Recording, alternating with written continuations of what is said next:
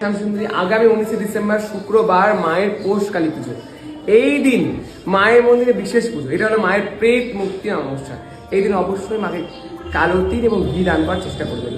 আর বলা হয় মানে এই সময় অন্ধকারে যখন আরতি হয় মায়ের, তখন বলে মা জীবন্ত। আমি মায়ের জীবন্ত দর্শন করেছি, আপনারা প্রত্যেকে মাকে দেখতে পারেন। আপনারা একবার মায়ের অন্ধকারে আরতি দেখুন। বলা হয় এই সময় কোনো কিছু চাওয়া জিনিস মা কাউকে খালি হতে দেয় না, আপনি চাইলেই মা দেবে। অ্যাটলিস্ট আমি সবসময় বলি যে তোমার বাড়ির মা তিনিই হচ্ছে শ্যামসুন্দরী। দুটোর মধ্যে কোনো ভেদ নেই।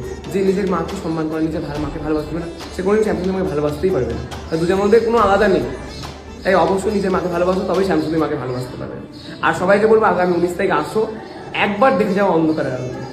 হাতে টাইম নিয়ে আসবেন, কিন্তু সবাইকে বললাম সবাই অবশ্যই হাতে টাইম নিয়ে আসবেন, কারণ প্রচণ্ড ভিড় আপনারা জানেন। এমনি আজকেই মানে সকাল থেকে 1000 মানুষ শুধু ভক্তরাই জানে, সকাল থেকেই ভিড় মায়ের কাছে।